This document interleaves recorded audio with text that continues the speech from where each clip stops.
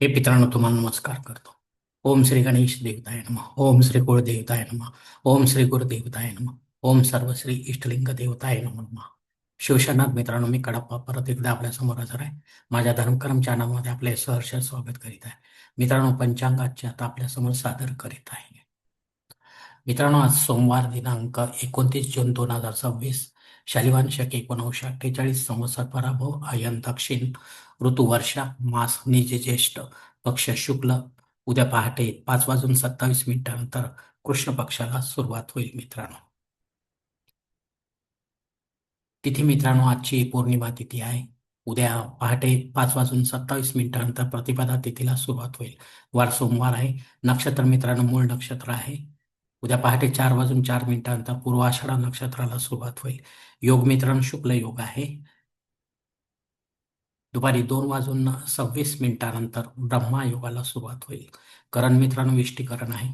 दुपारी 4:17 नंतर भवकरणाला सुरुवात होईल आणि उद्या पहाटे 5:27 नंतर बालवकरणाला सुरुवात होईल मित्रांनो. प्रमुख ग्रहांची राशीस्थिती पहाटे 5:30 वाजता अशी असणार आहे. सूर्य मिथुन राशीत असेल, चंद्र धनु राशीत, गुरु कर्क राशीत, तर शनिदेव मीन राशीत असणार आहे. मित्रांनो, सध्या चंद्र राशीनुसार कुंभ, मीन व मेष या 3 राशींना साडेसाती सुरू आहे. या राशींच्या जातकांना साडेसातीचा त्रास होत असेल तर त्यांनी कृपया आपल्या जवळच्या ज्योतिषाकडे जावे आणि आपल्या जन्मकुंडलीमधील शनिदेवतेची पोझिशन तपासून पाहावी. ती जर अशुभ स्थितीत असेल तर आपल्याला नक्कीच शनिदेवतेची धार्मिक सेवा करावी लागणार आहे. अन्यथा अशी सेवा करण्याची गरज राहणार नाही शक्यतो. प्रथम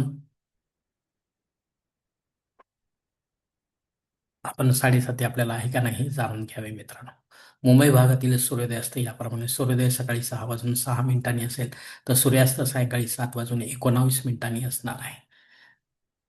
मित्रांनो, या पंचांगाच्या आधारे आता आपण आजच्या पूजेसाठी लागणारा संकल्प सोडणार आहोत. तेव्हा आपण आपल्या उजव्या हाताच्या तळहातावर एक पळी पाणी, थोड्या अक्षात एक फुल वा फुलाची पाकळी घ्या आणि हा छोटासा संकल्प म्हणायला सुरुवात करा मित्रांनो. हर शिव शिव शंभोराज्ञा प्रवर्तमान सद्य ब्रह्मणो दिती परार्धे श्वेतवराह कल्पे वैवस्वत मन्वंतरे कलियुगे प्रथम पादे जम्बूद्वीपे भरतवर्षी भरतखंडे मेरो दक्षिण दिग्भागे महाराष्ट्र देशे व्यावहारिक चांद्रमाने शालिवान शके 1948 प्रभवादी षष्ठी संवत्सरामध्ये पराभव नाम संवत्सरे दक्षिणायने वर्षा ऋतू निज ज्येष्ठ मासे शुक्ल पक्षे इंदू वासरे मूळ नक्षत्रे शुक्ल योगे विष्टी करणे पौर्णिमा शुभतिथ वीर गोत्रात उत्पन्न मी कडप्पमो पात दुरितक्षय द्वाराशी पार्वती पती परमेश्वर पित्यर्थ विधिवत नित्य देवपूजा एवं इष्टलिंग पूजा करीशी. मित्रांनो, याच ठिकाणी हा संकल्प संपलेला आहे. तेव्हा आपण आपल्या उजव्या हाताच्या तळहातावरील संकल्पाचे जे पाणी आहे ते जवळच्या निर्माल्याच्या तामणात सोडून द्या मित्रांनो. मित्रांनो, या संकल्पाची वेळ मर्यादा दुपारी 2:26 आहे. या वेळेनंतरही आपल्याला संकल्प सोडायचा असेल तर कृपा करून आपण वरील बदललेल्या पंचांगाचा आधार घ्यायचा आहे. नवीन संकल्प तयार करायचा आणि त्या संकल्पात आपण करत असलेल्या धार्मिक विधीचा उल्लेख अवश्य करायचा आहे. तेव्हाच आपली धार्मिक सेवा संबंधित देवतांपर्यंत पोहोचेल आणि त्यांचे आशीर्वाद आपल्यापर्यंत पोहोचतील. आपले जीवन अधिक सुखमय बनेल मित्रांनो. मित्रांनो, या निज ज्येष्ठ मासातील मुहूर्त आपल्याला हवे असतील तर कृपया त्यासाठी व्हिडिओ लिंक दिलेली आहे. या व्हिडिओ लिंकद्वारे आपण व्हिडिओ उघडून पाहायचा आणि आपल्याला हवे असेल ते मुहूर्त आपण जाणून घ्यायचे आहेत मित्रांनो. मित्रांनो, पंचांगातील इतर काही महत्वाची जी माहिती आहे ती आता आपण पाहणार आहोत. पंचांग शुद्धी नाही मित्रांनो. दिनविशेषमध्ये वट पौर्णिमा आहे. यासाठी माझा स्वतंत्र व्हिडिओ तो आपण पाहू शकता मित्रांनो. जिवंत वटवृक्षाची आपल्याला पूजा करायची सवाष्ण स्त्रियांनी, एवढे लक्षात घ्या मित्रांनो. शिवलिखित मुहूर्तावर वटवृक्ष पूजन आपल्याला करावे लागणार आहे, कारण पंचांग शुद्धी नाही आहे. तर ते देखील शॉर्ट व्हिडिओमध्ये मी दिलेले आहेत मुहूर्त. मित्रांनो, दुपारी 4:17 भद्रा योग असणार आहे. तर हा अशुभ योग आहे. त्यामुळे आपण शक्यतो महत्वाचे किंवा विशेष कामे न करता जी रेग्युलर कामे आहेत ती करावी. पूजाविधी आपण जे करणार आहोत तो शिवलिखित मुहूर्तावर करणार, त्यामुळे त्याला काही प्रॉब्लेम नाही. राहू काळ मध्ये पूजा करायची नाही असे जरी म्हटले तरी आपल्याला ते 7:45 सकाळी पहिल्या मुहूर्तावर पूजा करणे अशक्य आहे मित्रांनो. जे कामावर जाणाऱ्या ज्या माता भगिनी असतील त्यांनी करायला हरकत नाही. राहू काळ जरी असला तरी आपण शिवलिखित मुहूर्त काढले त्यासमोर राहू काळाचे जे वर्चस्व असतं ते फार कमी होऊन जाते मित्रांनो. ते नगण्य असते, शून्य असते. त्यामुळे राहू काळाची भीती आपण शक्यतो बाळगायची नाही. वृषभ पूजन पण करायला सांगितलेले आहेत. मतलब नंदी यांचे पूजन आपण करावे. कारण शिवाचे वाहन नंदी आहे मित्रांनो. पौर्णिमा श्राद्ध कर्म आहे. तर हे पौर्णिमा श्राद्ध कर्म पौर्णिमा तिथीवर आपल्याशी संबंधित कोणी परलोकात निघून गेले असतील, आपल्यावर अवलंबून असलेल्या नात्यांमध्ये, तर त्यांच्या नावाने आपल्याला पिंडदान युक्त किंवा पिंडदान रहित असे श्राद्ध कर्म करणे गरजेचे आहे. घरी करा किंवा तीर्थक्षेत्री करा, पण विधिवत करा, पंडिताच्या माध्यमातून करा आणि अपराह्न काळातच करा. तेव्हाच आपली पितरसेवा आपल्या पितरांपर्यंत पोहोचेल आणि त्यांचे आशीर्वाद आपल्यापर्यंत पोहोचतील. आपल्या जीवन अधिक सुखमय पडेल मित्रांनो. अग्नी पृथ्वीवर उद्या पहाटे 5:27 हजर आहे मित्रांनो, त्याआधी नाही.